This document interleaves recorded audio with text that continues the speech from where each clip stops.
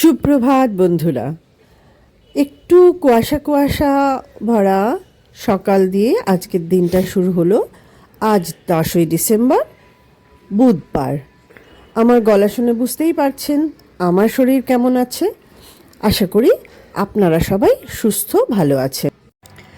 আজ কিন্তু আমি নিয়ে নিয়েছি গরম জলে মধু, তুলসী পাতা থেতো করে, আর তার সাথে আদা, কারণ গলাটা ব্যথা তো।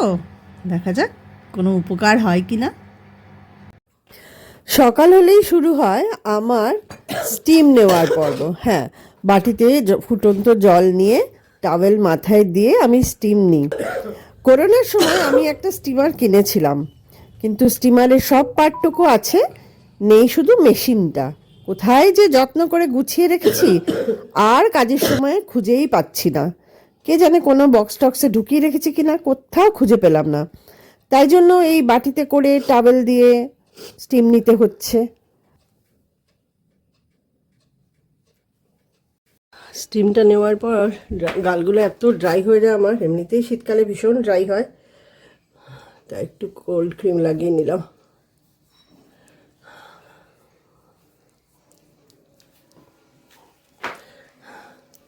স্টিম নিতে নিতে গেল আমার পুরো স্কিনটা। এত স্টিম নিই আমি এখন। একা থাকলে না, সুস্থ থাকার জন্য কত কিছু যে করতে হয়। আমি একটুখানি কাচলাম বলে গিজারটা অন করেছিলাম, ঠান্ডা জলে আর কাচলাম না, ভয় পেলাম, যা কাশি হয়েছে। তো চলে এলাম তিনতলার ঘাটে। উদ্দেশ্য হচ্ছে গাছের জলগুলো একটু দেখা, যে কীরকম জল দিতে হবে কিনা। নাক বন্ধ, হাঁপিয়ে যাই প্রচণ্ড। আমি তিনতলার ঘাড়ে এলাম, কিছু ইনার্স আছে, ওগুলো একটু মেলে দেবো।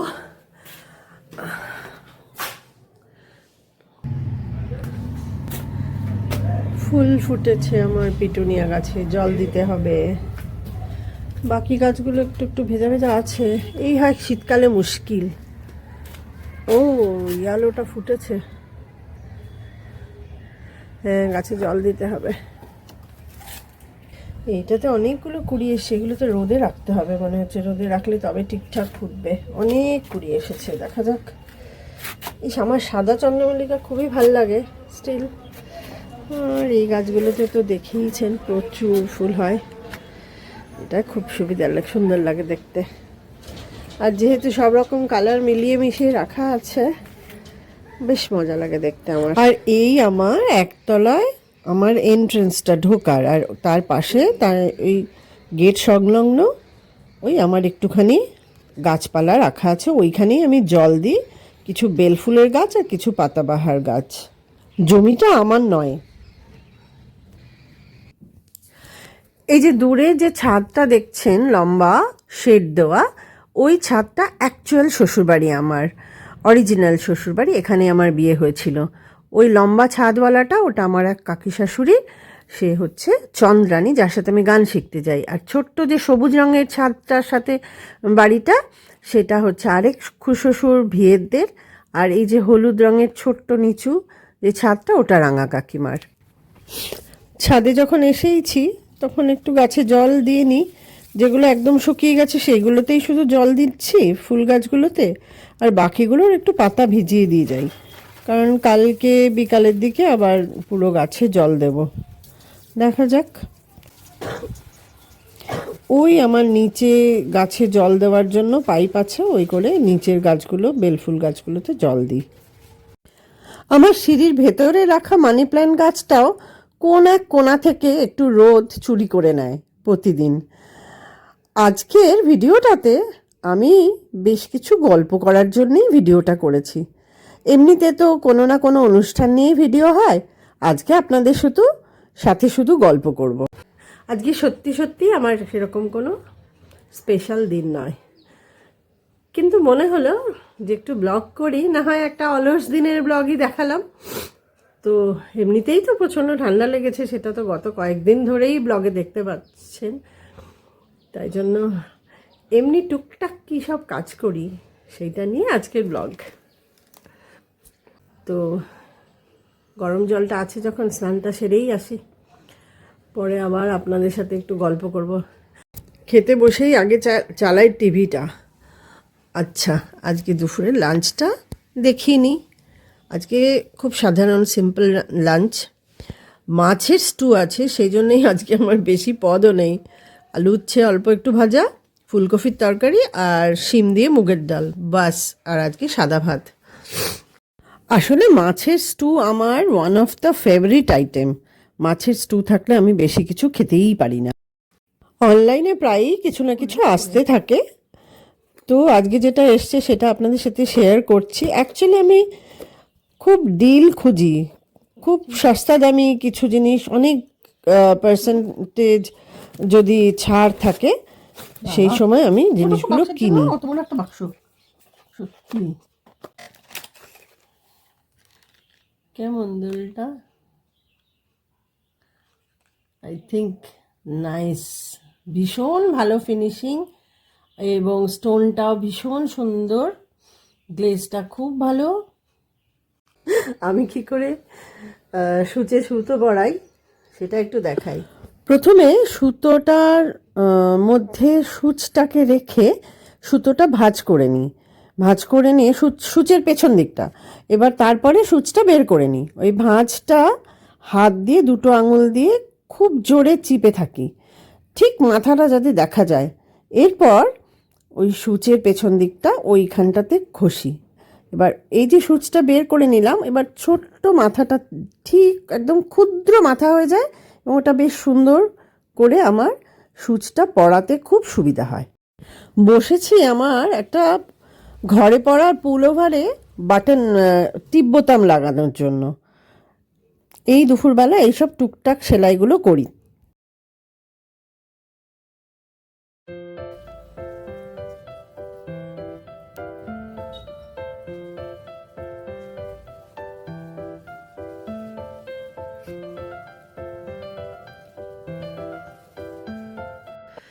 আজ বিকেলে বাদাম নয়, জাস্ট দুটো মেরি বিস্কিট দিয়ে অনেক দিন বাদে খাচ্ছি।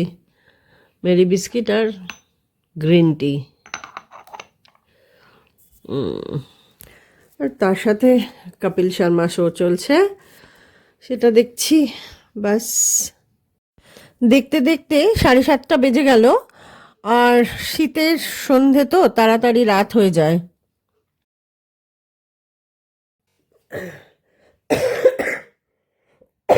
ভয়ঙ্কর কাশি, বুঝতেই পারছেন। আজকে রাত্রে খাবো পাস্তা, কিন্তু পাস্তাটা আর আমার এখন রেকর্ডিং করার মুড নেই। আমি আগেই একটা রেকর্ডিং করে রেখেছিলাম, সেইটা এটার সাথে জুড়ে দিলাম। বসিয়ে দিয়েছি পাস্তা সেদ্ধ করতে।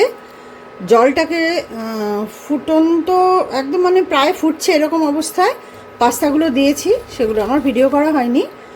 আর পাস্তাগুলো মোটামুটি আমি 10 মিনিট সেদ্ধ করব, দেখে নেবো তারপরে কীরকম সেদ্ধ হয়েছে, কারণ পেনে পাস্তা সেদ্ধ করতে একটু সময় লাগে। আর জলের মধ্যে জল ফুটানোর সময় দিয়েছি নুন আর সামান্য একটু তেল। রসুন ভিজিয়ে রেখেছি একটু গরম জলে, যাতে খোসাটা ছাড়াতে সুবিধা হয়।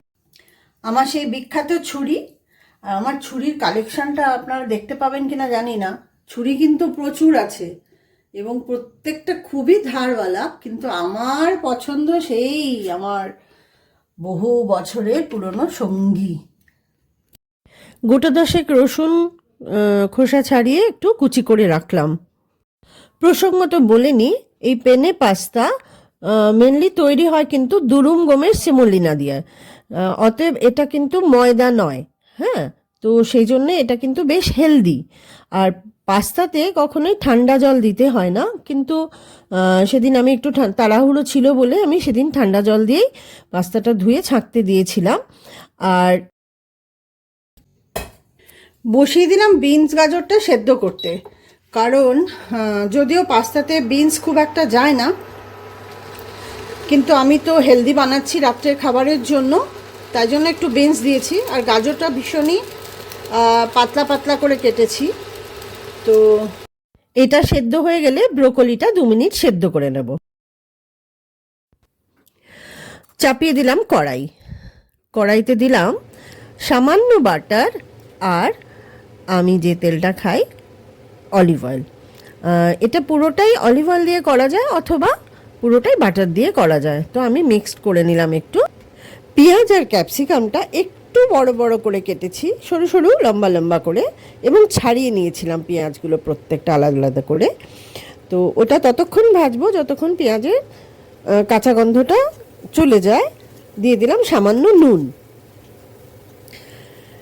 একটু ভাজা ভাজা হয়ে যাওয়ার পরে ওর মধ্যে দিয়ে দিলাম সবজিটা, বিনস, গাজর এবং ব্রোকলি সেদ্ধটা, এবং সামান্য সতে করে নিয়ে তার মধ্যে দিয়ে দিচ্ছি কুচিয়ে রাখা রসুনটা। পুরো কুচিয়ে রাখা রসুনটা আমি এর মধ্যেই দিচ্ছি, কারণ আমি আর নতুন করে রসুন দেব না পাস্তা সসে। এবার এটা ভাজা ভাজা হয়ে গেলে এটাকে তুলে রাখছি।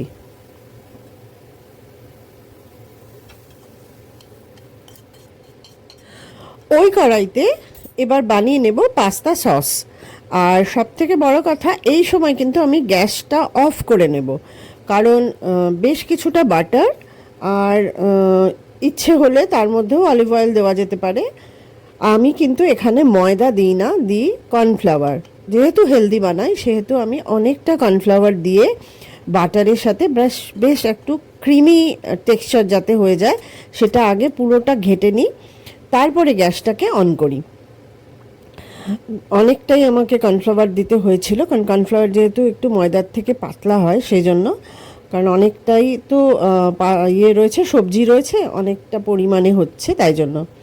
এর মধ্যে আস্তে আস্তে দিতে থাকি একটু একটু করে ঠান্ডা দুধ। মনে রাখবেন ফ্রিজের দুধ হলে সব থেকে ভালো হয়। ঠান্ডা দুধ দিয়ে আস্তে আস্তে সসটা বানিয়ে নিই। কর্নফ্লাওয়ারটা নেড়ে নেড়ে খুব সুন্দর করে দুধের সাথে মিশিয়ে ক্রিমি টেক্সচারটা নিয়ে আসতে হবে। তার মধ্যে দিয়ে দিচ্ছি নুন আর গোলমরিচ। যেটা বলতে ভুলে গেছি সেটা হচ্ছে মাঝখানে আমি গ্রেট করে রেখেছিলাম একটু চিজ, এই সময় চিজটাও দিয়ে দিতে হবে ওই দুধটার মধ্যে, সসটার মধ্যে। এবং পাস্তাগুলো দিয়ে দিলাম যাতে পাস্তার গায়ে পুরো সসটা লেগে যায়। দিয়ে দিচ্ছি তুলে রাখা সতে করা সবজিটা। আমার পাস্তা রেডি, শুধুমাত্র বাকি থাকলো একটু অরিগ্যানো দেওয়া। আমার বাড়িতে অরিগ্যানোটা খুবই কম ছিল, চেঁচে পুচে সব অরিগ্যানোটা দিয়ে দিলাম, আমার পাস্তা রেডি হয়ে গেল। সব শেষে দিলাম সামান্য একটু চিনি। আমি একটু চিনি দিই, আমি কাউকে কাউকে দেখেছি চিনি দিতে, সবাই যে দেয় তা নয়। আমি একটু হোয়াইট সস পাস্তা একটু মিষ্টি মিষ্টি খাওয়া পছন্দ করি, তাই জন্য একটু চিনিটা দিলাম।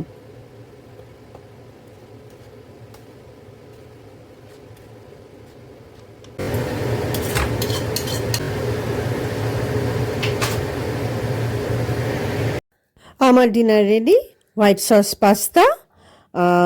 এটা কিন্তু আজকেই বানানো। আর তার সাথে তো টিভি দেখবই, স্বাভাবিক, বিছানাও করা হয়ে গেছে। তারপরে রাত্রে তো কতগুলো কাজ থাকে, যেমন বারান্দার কী বলে গ্রিলের গেটটা তালা দেওয়া, টাওয়েল ফাওয়েল মেলা থাকলে সেগুলো তুলে আনা, আর চাইনিজ রিংটা যেটা ঝুলানো থাকে ওইটাকে তুলে রাখা, কারণ ওটা থাকলে আমার গ্রিলের গেটটা বন্ধ হয় না। এইসব টুকটাক কাজ তো রাত্রিবেলা প্রতিদিন করতেই হয়। তারপরে আমি করি ব্রাশ। অ্যাকচুয়ালি আমি দিনের মধ্যে 3বার ব্রাশ করি, যতবার খাই। ঘুম থেকে উঠে আমি ব্রাশ করি না, ব্রেকফাস্টের পরে, লাঞ্চের পরে আর ডিনারের পরে, এই 3বার আমি ব্রাশ করি।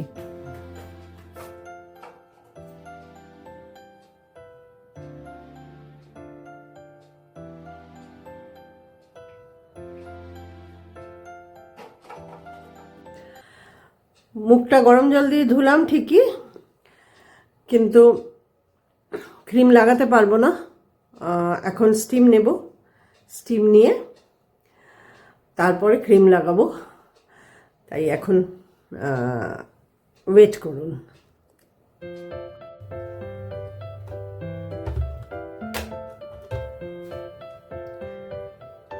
শেনাজের নাইট ক্রিম, এটাই আমি বহু বছর ধরে মাখছি। আমি যেটা ধরি সেটা বহু বছর ধরেই করি। এটা আগে আমি লাগিয়ে নেবো, এটা বহুদিন চলে, বেশি লাগে না।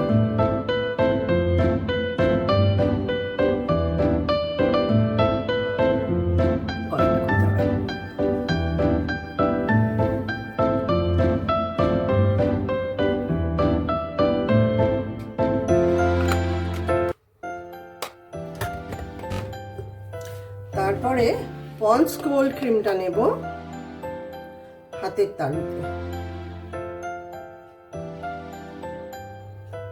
বেশ অনেকটাই নিই, কারণ আমার মুখ ভীষণ ড্রাই হয়ে যায় শীতকালে। তার সাথে ময়শ্চারাইজার জনসনের মিল্ক অ্যান্ড রাইস, এটা আমার 12 মাসের সঙ্গী। শীতকালে পন্ডসের সাথে মিশিয়ে লাগাই আর গরমকালে এমনি লাগাই।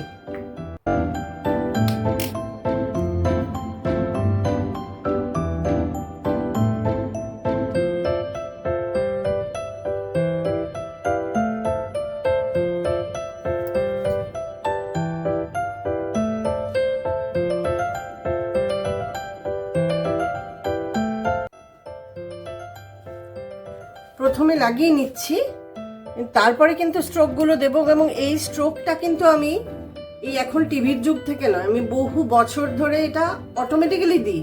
পরে তো শিখেছি যে এই স্ট্রোকে করতে হয়।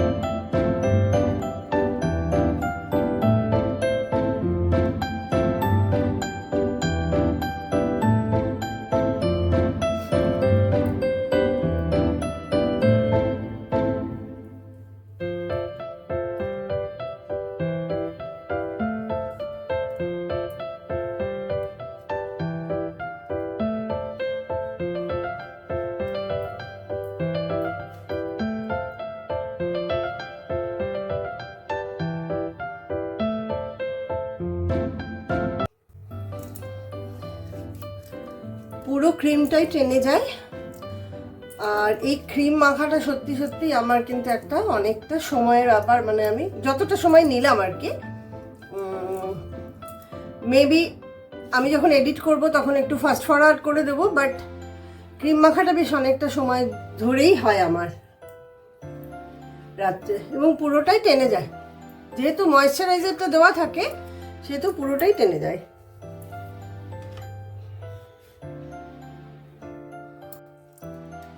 কমপ্লিট। শোবার আগে খেয়াল করলাম দুধের প্যাকেট বের করে রেখেছি, তাই বসালাম দুধ। কাঠের একটা চামচ দিয়ে রেখেছি, তবুও উতলে যায়, একটু খেয়াল রাখতে হবে আর কি। এখন ভেজাবো হচ্ছে কি বলে বাদাম।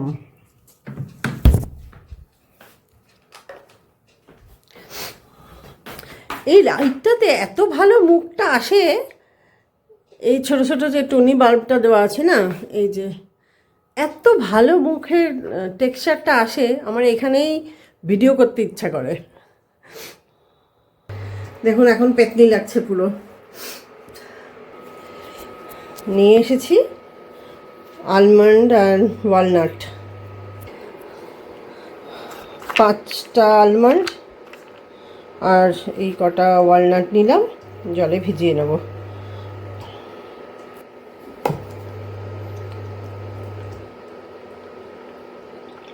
পায়ে লাগাবো হচ্ছে ভেজলিন, তার সাথে জিএনএইচ বডি লোশন, আর এই দুটো মিশিয়ে আমি পায়ে লাগাই।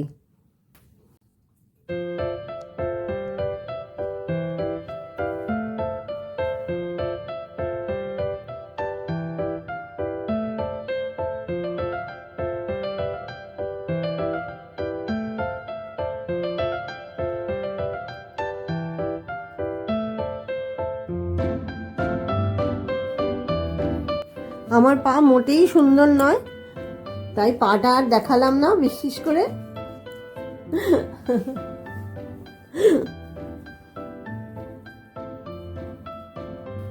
শীতকালে এইরকম ক্রিম লাগিয়ে মোজা পরে নিই, মানে আরও বেশি ঠান্ডা পড়ে, শীতকাল তো এখনও, তো মোজা পরে নিই। আর এমনিতে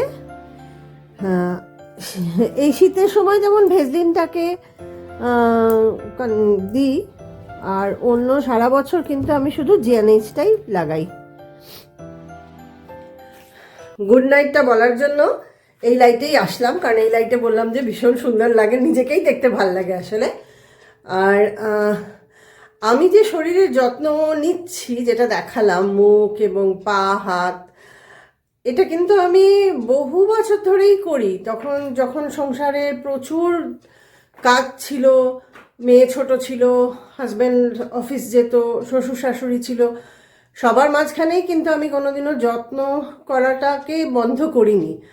আমি বেসিক্যালি একটু ডিসিপ্লিন, এটা বলতে পারেন। তো সেই কারণে যেটা করি সেটা রেগুলারই করি, চেষ্টা করি। এখন ধরুন বিয়েবাড়ি থেকে বা কোনো বেড়াতে টেড়াতে থেকে ফিরে 12:30 রাত্রি, 12:30 একটা ফিরলাম, সবার তখন বিছানা টিছানা করে, সবার খাওয়া দাওয়া সব কিছু রেডি টেডি করে শুতে শুতে হয়তো 1-1:30 বেজে গেল। তখন শীতকাল যদি হয়, পা ধুয়ে পায়ে ক্রিম লাগানো আমার কিন্তু বন্ধ থাকবে না। এই জন্যেই আমি বললাম যে আমি অনেক পার্টিকুলার, ডিসিপ্লিন। আরও হয়তো হওয়া উচিত ছিল, অতটাও হতে পারি না। আর এখন যেহেতু আমার আজকে সারাদিনের রুটিন দেখে যেটা আপনাদের মনে হতেই পারে যে আমার মেনলি খুব একটা কাজ তো নেই, সারাদিন বলতে গেলে কাজ খুবই কম। তো তাই জন্য যে আমি মুখে ক্রিম লাগাচ্ছি বা পায়ে ক্রিম লাগাচ্ছি তা নয়, আমি এমনিতেই ভীষণভাবে এটা মেনটেন করে এসেছি সারা জীবন, ছোটবেলা থেকে। এটা নয় যে আমি বড় হয়ে বা এইসব বইটই পড়ে, তা না। আমি ছোটবেলা থেকে, আমার মা ভীষণ ডিসিপ্লিন ছিলেন আসলে, মা বাবা দুজনেই। এনিওয়ে, আর আজকে জানি না, ব্লগটা টুকরো টুকরো ব্লগ, নানা রকমের টুকরো টুকরো ঘটনা দিয়ে সাজানো। ব্লগটা হয়তো বড় হয়ে গেল, জানি না, এডিট করতে গিয়ে হয়তো ছোট করতে হবে। সবাই ভালো থাকবেন। ও, পাস্তাটা দুর্দান্ত খেতে হয়েছিল, আপনাদের তো শেয়ার করার উপায় নেই। যাই হোক, ভালো থাকবেন সবাই, আর একটু প্রে করবেন যেন তাড়াতাড়ি সুস্থ হয়ে যাই। আগামীকাল আমার চোখ দেখাতে দিশাতে যাওয়ার আছে, তো হসপিটালে কোনোভাবেই আমি ভিডিও করতে ইচ্ছুক নই। আমার মনে হয় না সেটা খুব একটা ভালো দেখায় বলে। তো অতএব কালকের ব্লগ কিছু করা সম্ভব নয়। আমি দেখি কবে আবার ব্লগ নিয়ে আসি। আজকে আপাতত গুড নাইট, শুভরাত্রি, সবাই ভালো থাকবেন। আর একটু প্রে করবেন যেন আমি খুব তাড়াতাড়ি সুস্থ হয়ে যাই, আমার কাশিটা আমাকে খুবই ভোগাচ্ছে। আর একটা লাইক, বন্ধুদের সাথে শেয়ার, আর সাবস্ক্রিপশন যদি না করে থাকেন তাহলে সাবস্ক্রাইব করে নেবেন আমার ব্লগটা, যদি ভালো লাগে। আর যদি কমেন্ট করেন তাহলে কমেন্ট করে বলতে পারেন যে আপনারা কি চান আমার কাছে। আমি তো ব্লগ করতে খুব যে অভ্যস্ত তা তো নই, মোটামুটি নিজের চেষ্টায় সময় কাটে, তাই জন্য ব্লগ করি। তো যদি কমেন্ট করেন খুব ভালো লাগবে। আমি কমেন্ট কিন্তু পাই না একদম, তাই জন্যে খারাপ লাগে। হয়তো আমার ব্লগ খুব একটা পছন্দ হয় না, আমাকে হোয়াটসঅ্যাপে সবাই জানায়, কিন্তু আমি চাই একটু ইউটিউবে যদি কমেন্ট করেন তা আমার বেশি ভালো লাগবে পড়তে। Tata, good night.